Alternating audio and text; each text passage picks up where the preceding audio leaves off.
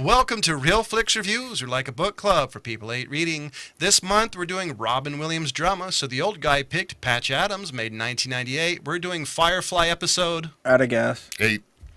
And we bring you movie news at the end of the program. This week we have Jonathan Charney, James Stevens, Ryan Preston. And the old guy's here.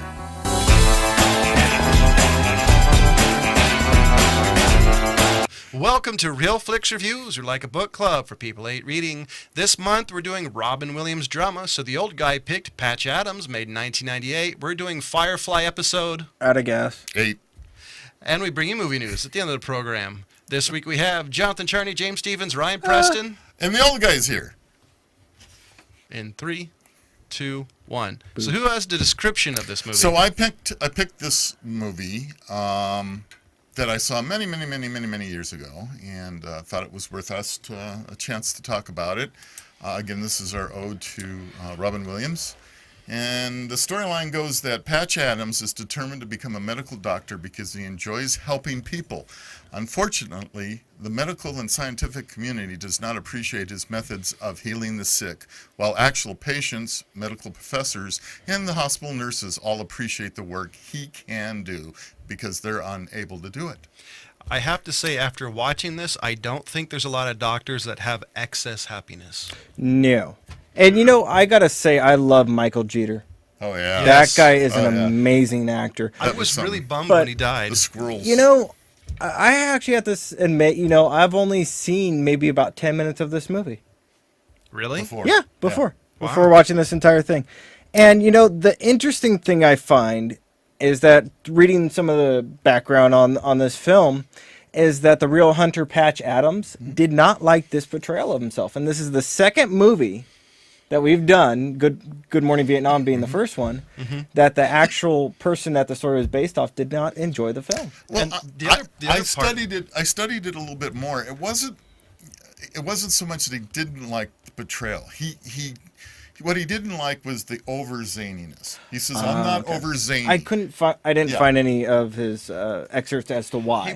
He was also upset at something else. Okay. Okay. Well, what I was going to say is that they met, and they met a number of times. Well, he was sitting right behind Robin Williams in the hearing. Right. That was actually Hunter Patch Adams. They actually went out by themselves, the two of them, and had a number of lunches together discussing how to play the character. Oh, okay. And yes, it wasn't right on. Yes, it was a little zanier Well, than he of is course in it's life. going to be. Well, It's right. but It that's was what And it it's was. Robin Williams. It's Robin Williams, right. So it wasn't so much that he hated it. It just was a little zanier than he is. And that was the point. Okay. And the other problem was he never actually got any money from the movie, so it didn't help him build his hospital. But, well, that's actually an Well- interesting thing because they did a lot of Make-A-Wish Yeah. things. Most of the kids in the pediatrics ward were actually Make-A-Wish Foundation kids. Which That's I right. thought was pretty cool. Yeah. It did in the end end up making money for his hospital, and so he was okay with it. The other thing that's interesting about him, as I was reading, that he also played roles as far as on the back end on MASH, helping Yes. with the medical stuff, which is one of my all-time favorite television Yeah, that's shows. actually Not a- a big fan of the movie. Pretty cool thing. Ryan, you've been pretty quiet. Well, listening. I'm taking it all in. First of all, Right. a film studio is never going to say that the movie made money. That way they don't have to pay anybody. Right. Yeah. Hollywood as soon as accounting. we make our money back, then we'll pay out everybody else. Is usually how that goes. Second of all, I'm sure it was a successful hospital. Otherwise, they wouldn't have made a movie about it. So I think he was doing okay. Yeah. Well, it was more about the man than his hospital. Yeah, exactly. But as far as the movie, I even though that might not have been the most accurate for the guy, Robin Williams might be the only person who can really pull off, like making a kid laugh and then walk 20 feet over to the adult, asshole and make him laugh also. Right. Yeah. Watching James's very feet. few people can do both. Some people are zany and then don't know how to talk to adults, but Robin Williams really knew how to make anybody laugh at any time. So I have to say, watching Ryan's Skype, I feel like I'm watching an old Japanese movie. One of the things I noticed in this film, and the reason why I'm bringing this up is because it not only is highlighted in this film, but you see it in other films that Robin Williams does, and I just noticed it and it stuck out to me in this film is you'll see him every few moments, get all enthusiastic with his hands and then all of a sudden really quickly cross his arms. I don't know if any of you guys picked up on that, but my wife brought something up and said, that's probably when he is on the verge of getting wound up and have to realize to reel it in as an actor. That's something that he does. And I've noticed that in a few of his films, but Sort of I thought that was his hands. I thought that was point. something to bring up as we get into more of his comedy stuff, because you'll see it more in his comedy films than you will in his drama films. Right. The other thing I did notice, that actually the first time I noticed, and somebody might have brought this up and I don't remember, that most of his characters that I remember him playing have some sort of pain. Yes. Like some sort of hurt background, because Patch Adams did throughout this movie in the beginning when he checked himself in a mental ward. And I love the scene when he walked in there and he realized, I'm the sanest person in this place. But the one thing I have to say about Robin Williams in his drama is the way that his facial features, and you can see it in his eyes, is when he reflects into that pain, it actually comes out in his eyes and his facial features when he's talking about it, like he was kind of discussing her that he was in a psych ward and he was talking about it, and it's almost like you can feel the passion for it coming out of him, and that could probably go into why he was a depressed person. Because I know I said it, I know we said it on last week's episode for Good Will Hunting, was the fact that he plays that emotionally, that depressed, that character really better than anybody. Yeah. And it seems so effortlessly, where you watch other actors who try to pull it off, and it just doesn't seem as genuine. Yeah. Well, again, this seems so much like almost the real Robin Williams in some of the movie. It was like you could, knowing how he ended up in his, ended his life and all the depression he felt. And especially when he was standing on the cliff. Yeah. Yeah. I mean, it was like, gosh, it's almost like it's the guy himself now. He's not acting. I do. And I think that would be why Robin Williams was able to traverse such a difficult thing. As one of the things I mentioned when we were introducing this theme is that he seamlessly was able to traverse the comedy and the drama.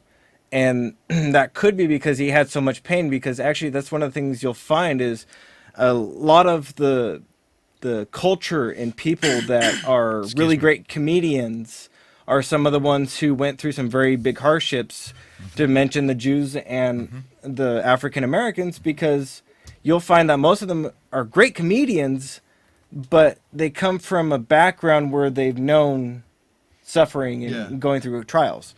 Right. And that could be because you have to find the humor in life to continue. Yeah, humor comes from pain, and there's certain people who just will, I was always one of those people. Like, I remember going to my grandmother's funeral when I was a kid, and all I wanted to do was joke around with my aunt. It was sort of just a way of coping, getting out of that situation in your head. There's those people who that's their response to sad things, is to be happy. And I think James was right. You just brought up that he was a passionate guy. I think it's exactly that. He just had these high highs and these low lows, but was able to really draw on those moments. And just like Good Will Hunting, you see him like delivered like monologues in this film, especially the one at the end, and it's all over his face. I mean, it's you can feel everything that he's feeling because he's so good at emoting it on his face, and I don't think he ever got like much credit for it. And especially in this kind of a thing where it's sort of this Disney 3-act kind of nicely, tight story with this storybook ending.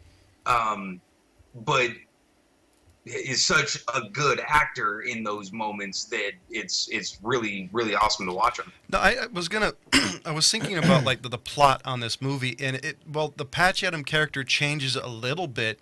To me, he doesn't change; it's everybody else around him. Yeah. Where he changes all the people he meets in school. Even God rest his soul, Philip Seymour Hoffman realized you've got something that I don't, and you respond to the nurses that were hard asses, and they realized, hey, he's making people better. And I gotta point out, I think Philip Seymour Hoffman, unfortunately, I think he actually overplayed the role early. I think he did. Yeah, no, I'll agree. I think he did overplay it a little bit early when he first meets him and kind of is going in, and He they're plays doing. it a little. It's a little stiff. And then after the party, he kind of reels it in a little bit, and I think that might have been the way that he meant to play it, but I think it came across as overplayed early. Yeah, like like right an off the instant, bat. he was an instant asshole. And He I comes like in, him. You know, Yeah. Oh, yeah. And Just you're add right, water. but it may have been a little bit of when this scene was shot. You know, obviously things aren't shot in sequence. Yeah. And so it's hard to tell where in, you know, Yeah. was this the very first scene, and his character was supposed to be a jerk, and all of a sudden he came on as a jerk. Well, they have the script, so I'm assuming he knew what position. Well, they get in the an film this idea, was. but And I got to point out Bob Gunton, Mr. Dean Wilcott. Yeah. I Hell think yeah. he played that role perfectly. I Well, really think he did. Guy. He's that guy in everything. He was But- that guy in Shawshank. I know, but didn't you also kind of think that, you know, it was like almost like the Dean from like Revenge of the Nerds, you know? House or something. Or Animal House, or Yeah. just really well played, I got to say. Yeah, no, totally. I love his character, the warden in Shawshank. Yeah. I am wondering who's brave enough to go up to a dying man, start rubbing his feet, and singing ridiculous songs. Oh, I know, was seriously? Like, I love the fact the nurses looking, you know, They're all nurses laughing. looking at it. Yeah, I love that whole thing. I really liked Monica Porter. I haven't really seen much with her like her acting, but early on I kept on going, is that Julia Roberts? I thought so too. I kept on At thinking first, that. yeah. I'm like, no, it's really not. The face is off. Yeah, she would look like a very young Yes, Julia exactly. Roberts. That's what I Yeah, thought too. Yeah. But I looked her up. She's Before I realized, sporadic. this is Con Air. yeah. Yeah. no, totally. Yeah. That's right. The other thing I wanted to mention was a couple of things. Is I love the preference from the film early on about the how many fingers do I see? You see? Yeah. I the first time I saw this back in '98. You know, I never really got it. You know, it was kind of, you know, you see it and you're like, what do you mean 4 fingers? Until they show it. But it's interesting when you see it in the beginning after you've seen this, and you see, you get to see the fact the guy's not mad. He's just smarter than everybody, and he wants somebody who's on his intellectual level. Yes. And you said that you didn't see Hunter Patch Adams change, but you really do. But the change happens so drastically and early in the film It's right at the that beginning, basically. there's not much development. That's one of the things I want to just point out. No, you're It right. happens within the first like 10 minutes of the film, Right. and in the first 10 minutes of the film, I'm kind of thinking, one flew over the cuckoo's nest, one flew over the cuckoo's nest, one flew over the cuckoo's nest.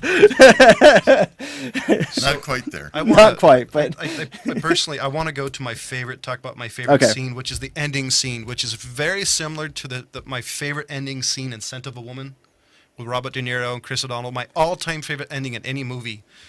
And I love how he stands up in here and kind of challenges everybody, especially when he was talking about, you know, we got to battle the disease of indifference.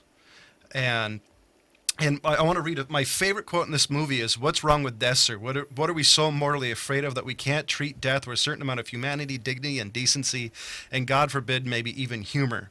Death is not an enemy, gentlemen. If we're going to fight a disease, let's fight the most terrible disease of all, indifference." I love that Yeah. line because it basically sums up the whole movie. and that probably was a line that I could see the actual Patch Adams using. I don't know if he actually did, but from what I could tell of the character and the fact that obviously the thing that he probably had the biggest issue, and I knew this before you even said it, Rob, is that it was more goofy and zany than he probably really was. But I could see the intellectual side of him. I don't. I could, but have you seen this guy's mustache and his shirts? I find it hard to believe he wasn't that zany. Yeah. I could. Well, Yeah. there's a difference between zany and Comedic. and Robin Williams. Yeah. There's a difference. It's going to be on a whole other level. Patch Adams wishes he was that kind of zany. I bet he did. Yeah. Well, you know, the advantage Patch Adams had in this whole movie, if you look at it, if it was real, is the fact that the guy was a genius.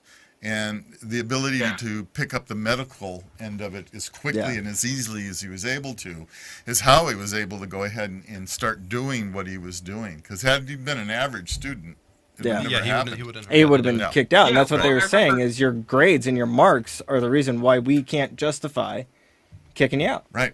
Right, and I think that's the reason that he went into that specific, part in the first place. I mean, anybody can volunteer. Anybody Yes. can go and try to cheer people up. They're called candy stripers. Right. But he was actually thought it was air really, waitresses. really, really smart and Yes. understood it and realized he could help people beyond just making them laugh. He could actually, be a medical doctor. Yeah, it was therapeutic. And I've been through a lot of doctors and therapists and things like that. And the ones that I always They just let respect, him out on Monday nights. You the should one see- that you I should see the really cage he's respect in. are the ones that will tell you exactly what you're going to be expecting. Doesn't hold back. But you can also have some fun and give them some smart remark, and they don't just kind of look at you like, who the hell are you? They actually kind of enjoy that and can joke back with you. Yeah. That's that's what I respect in doctors. There are some doctors that come in and you can tell they don't even give a rat's ass about you. They're just doing their duty. They just come in, kind of look at you, this is what we're going to do, and leave. I am glad that there's one scene that I think really helped interject a little bit more of humanity or character into Patch Adams, is when his girlfriend died. Was because up Yes. until then, he always saw the good in people. And I think up on that point, he realized that there's some people you just can't help no matter what. You can heal their physical problems, but you can't other problems. And I think that's the one thing with her that I think really helped interject a little bit more realism into the And I character. got to mention that actually is Hollywood. The actual Corinne was his best friend. Mhm. It wasn't a love interest, but she I could actually still die? see it. Yes. wow. He actually did have a best friend who was actually murdered. I didn't know that. So I could still see that in the actual Patch Adams having a difficulty with that, losing a best friend like that. Oh, totally. So, yeah. Oh, yeah. Yeah, he did actually lose somebody. It was a best friend. I don't know how close, if it was as close like a roommate or a co-student that he was really close with or what. So but Could have been a love interest. I'm just saying. Hmm? It could have been a love interest. Yeah, we don't know, it but could have been, but he claims it wasn't. So Right. So what would you give this movie, though, James? I give this movie a straight 4. I can't really go to a 5, but I think it's a very strong 4. Is basically where I go, and there's no question in that. Ryan? Yeah, it's a 4. The all of the '90s character actors at this time were awesome. The score was a little bit, that '90s orchestral stuff. A But little. the movie in itself is pretty evergreen. It's one of those movies that doesn't seem to age because it had what it needed to tell the story. Yeah, I agree. That true story, like I said before, it sort of fits into this 3-act structure already, and it tells the story well. So yeah, I mean, it's a good movie. And I think as this movie gets older, it's going to look better as you get farther away from the 90s, it being a period piece anyways. I think it's just going to age better.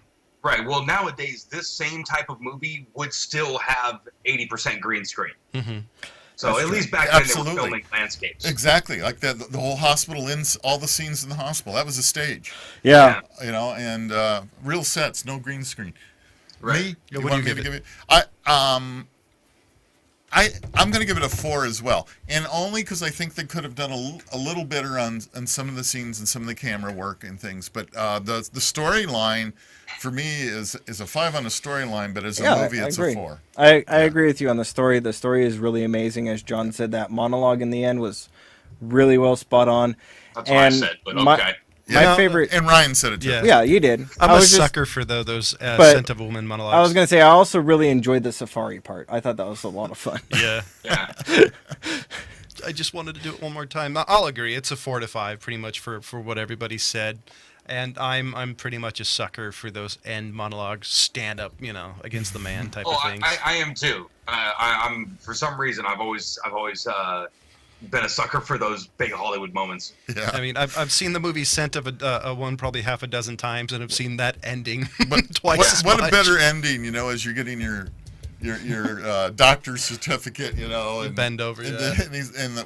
what did the dean say? They said, "Oh, glad to see you staying within the standards." Yes. And he said, "Oh, thank you, sir." And of course, he shoots everybody. On the moon, rather. That black nurse's reaction was funny at the end. Yeah. She's shaking her head. There you go. Yeah. That was good. So we're going to switch off to Firefly, and who wants to talk about it? I think Rob should start this one off. I'm fine with that. Yeah, I concur. Let me just throw Rob under the bus right now. It's not a green one either. It's all diesel. Yeah. To be honest with Make you, it this was not my coal-powered. favorite Firefly episode. I agree, but it's an origin story. It's an origin story. That's true. And that's the fun thing about it. Okay. Well, I just, looking at it for what it was, and especially the earlier episodes, I think this episode hit a lull. I think even the energy and the tone and everything of this episode was in a lull. I think it was supposed to be a little slower. I really enjoyed, the thing where he finds Kaylee in the middle of the Firefly, just working on it, and just kind of, being a grease monkey and still kind of perky and happy about things. But that's kind of where I found it. It was more fun in how he met his crew. True. And kind of the thing that he looked at, the Firefly Serenity is kind of like, it's a bucket of bolts, but it's a good bucket of bolts. Yeah, it's true. And in the story, had it gone on, I think that at some point they needed to do an introduction on the crew, Yes. how everybody met and how all that happened. So I think that part was right on. It was just something about it. Yeah, it was just slow, and yeah. that's really what it is. And I would go right on with you. It's a necessary story. And goodbye, Ryan. You got it back. Nope, never mind. It's a necessary story for the series. And Yes. and the one thing that always bothered me about it, even though I pointed out my favorites about it, is he sees the Firefly. He's like, "There's a great bucket of bolts." It meets his cast, but I felt like this episode was always kind of just Joss Whedon going, "We need this episode, let's do it," and threw it together. I don't think there was as much thought put into it as others. I would agree. I think the writing was a little bit of what exactly like you said. Yeah. Hey, we need to introduce all the characters and how they all came together. So write a script. I would say also I would throw in the fact that I think he wanted a little bit more of what Captain Reynolds was like after the war, and this is the only one you get to see him like he was kind of dejected but hopeful, and he just wanted to get out in space and do his own deal. I think I actually kind of think that was the only reason this episode was made, because you get to see what happened to him afterwards. I could see that, but I don't think this one just focuses on Mal. I think this one focuses on how Mal was introduced to his ship and crew. Right. And that's really what this episode. I don't think, because it really doesn't. Excuse me. That really doesn't go into his psyche after the war. I don't think that does, because that is something where the relationship is built up later on. Does that make sense? Yeah. No, totally. Because anyway. And unfortunately, we can't keep going. I have a little problem with Ryan, so I'm going to tell you as we keep a trying. Little problem with Ryan. Maybe we have a big problem with Ryan. Well, I was going to say, we do have a Facebook page. Do you like our movie reviews? Do you hate us? We'll read you on air, I promise, if it's funny enough. Please give us money, movie passes, something. Let us know. Please. It's like beating a dead horse here. Hey, I'll keep beating. So I got horse. one. Right. I got a little piece of news, Yeah, and then I got something that I just kind of want to see how you guys feel about it. But we'll get into it after this first bit. Is what do you guys think of Sean Bean, Boromir from Lord of the Rings? You mean the man who always dies? Yeah. And as Eddard Stark, he died as well. But those are the two things that he's really well known for. I like Ryan, I'm discussing Sean Bean, Boromir, Eddard Stark. The guy who always dies. I know who Sean Bean is. Yeah. Well, some people don't know the name off the top of their heads. We have to educate the audience and the old guy. But we were discussing how. Hold on, let me get into the news that I'm getting into. Jesus. So we've been discussing that we are enjoying the fact that a lot of good and original scripts and stories are being told on HBO, Showtime, Right. all those things. Well, they're Netflix, becoming Amazon Prime, yeah. yeah, they're coming out with the Frankenstein Chronicles. Sean Bean is going to be starring in it, and it's a reimagining of Mary Shelley's quote unquote Cool. monster tale as a 6-part period crime drama. Who is he That'll be supposed to be? cool. Bean is Frankenstein or the monster? That's not even in We the don't know news. yet, It huh? doesn't even show up on his IMDb page right I'll now. be honest. I'm hoping So- I'm hoping this is just focused instead on Frankenstein and his monster or Frankenstein. I'm more hoping that it's based on the cop. I'd love to see it on that end as they're discovering and trying to figure out Dr. Frankenstein. I think that would be a great twist. Following in his grandfather's footsteps. Yeah. So some Exactly. of the executive producers are Tracy Schofield, Frank Doliger, and John Adams, who are some of the guys who worked on Game of Thrones and Rome, which was another series. I actually enjoyed Rome. It took me a long time to actually sit down and watch it, Yeah. but it was actually better than I thought it was Yeah, going to be. we did it.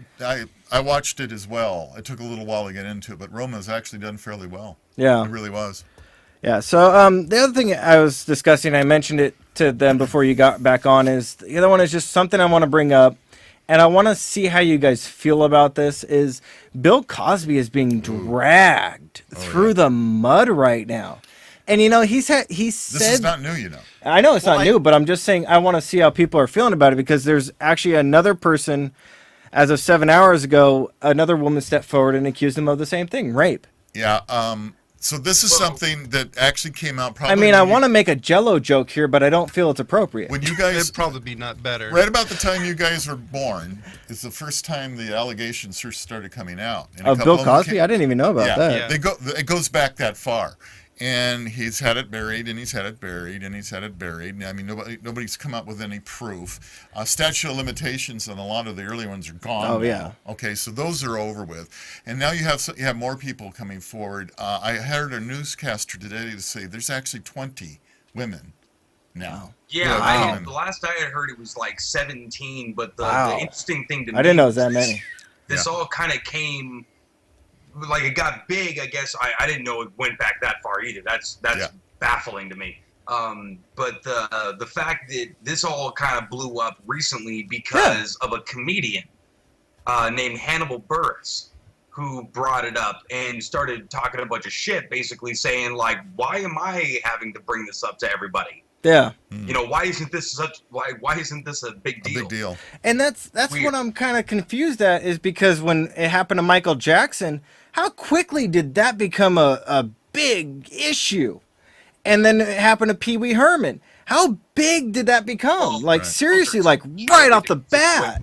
First of all, Pee Wee Herman was just in like a nudie theater. Well, that's what I'm Yeah. saying. Is, I mean, but he didn't hardly do anything in it. but even still, he got basically oh, yeah. dragged through the Oh. mud for just being indecent. Yeah, exactly. But this is not being dragged through the mud for being indecent. This is I- being dragged through the mud for For rape. allegedly being kind of a This piece of this is shit. very serious. Yeah, it is. That's the what I'm problem saying. is people tend to want to laugh it off. Oh, it's Bill Cosby. He's always funny. He's a funny guy. We're gonna laugh it off. He couldn't have done that. Well, the disturbing thing. Let me just point this out from my point Sure. of view of not knowing that it went back, That 30 far? some years ago, Yeah.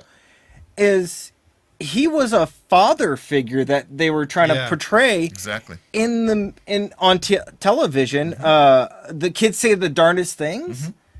I mean, you are basically letting your kids around a pedophile. Well, And I'm not saying he did is it a anything with a pedophile? young child, Well, but no. a rapist Okay. is a rapist, rapist. And you're letting him around your kid, you are. Yeah. I don't think And- there's any. I don't think there's any evidence. Of I'm him not being saying he's a pedophile. I'm just saying, but But- it could lead to that. That's all I'm saying. I'm not saying it did. I'm just saying it could lead to something like that. You If don't want a man who is willing to rape an adult woman well, you around want a young that child. person in jail, not around your kids. Yeah. You know how hard And these. it goes a little bit beyond that, but think of the but women. He Think of the is women. the face of like. This is going to get into such a larger discussion. It is, and I'm gonna have to reel it in here in just and a yet second. But we are coming close to the yes, end of and the show. don't worry, I'm gonna reel it in. I have a point to reel it in. All on, right. but I want to let Ryan finish his point. Oh no, I was going to start launching into the the black community, and how unfortunately the face of the black community is all rappers and basketball players, and here's the positive face of the black community, and now he's being sort of dragged that's in the a mud. really good point too. Yeah. You know what I mean, That's sad. for the rapist thing. But what I want to it say to does you, kind of hurt, okay. the whole thing that he's been trying to do for the long time, but at the same time, don't rape girls. yeah, That's also if it is true. I mean, I generally I would hate to see if this happened. They allegedly could be a don't bunch of bandwagon jumpers, but I would say 20 people But dude, is a 20 lot. women. That's a 20 lot. girls, No, that's a lot. that is, and That's a you got to lot. have some that are legitimately So having issues. But what I want to bring this up into, as far as what our show is related to, what does this do to you when you either watch the Bill Cosby Show or any of the other things that he's done? When Well, I you can't watch remember the those last now, time. do you even watch them and can enjoy it, or do you just look at it and you're like, rapist?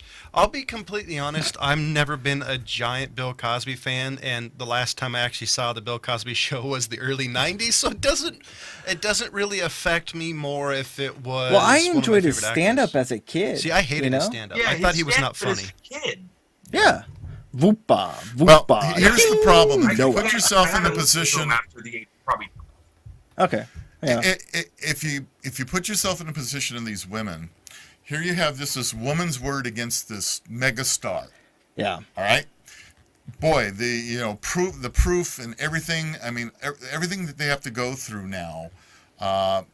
30 years ago wasn't available. The DNA evidence and Yeah. all of that. It was he said, she said. Yeah, they didn't really do many rape Right. kits back then. No, either. they didn't. And They're looking in the wrong place, man. The proof is in the pudding. right. I was trying not to do it. So sorry about that. No, it's all good. I was gonna do it, but No, you did but it. seriously, I think That's why- almost as bad as how do you like My them apples final from last point week. is why we're hearing about so many women now is because they're supporting each other. The women Oh, are good supporting point. each other moving forward with this because That's just a really good point. Yeah, one against Bill Cosby, it had never happened, and Yep. that was proven. It never happened. This woman could never get any traction. So So on a more, I don't know if it's a better note, but it has to be better than the last topic. Next week is our theater pick, and what movie did we decide on doing? Interstellar. Interstellar. So doing the McConaughey Yeah. movie about going into outer space. Perfect movie to see in the movie theaters. or There you go. IMAX. If you want to spend $30 for a single ticket. Yeah. It's actually more $18 and $20 a ticket. Yeah. So I gave the movie Patch the really Adams a expensive 4 to one. 5. James gave it a 4 to 5. He likes the roller coaster ride. Ryan gave it a 4 to 5. Rob gave it a 4 or 5. Next week is Interstellar. And in episode 9, Ariel Oh. of Firefly. Firefly. Come on. And as jeez, always, John. Jeez. we'll see you next week. John. Goodbye.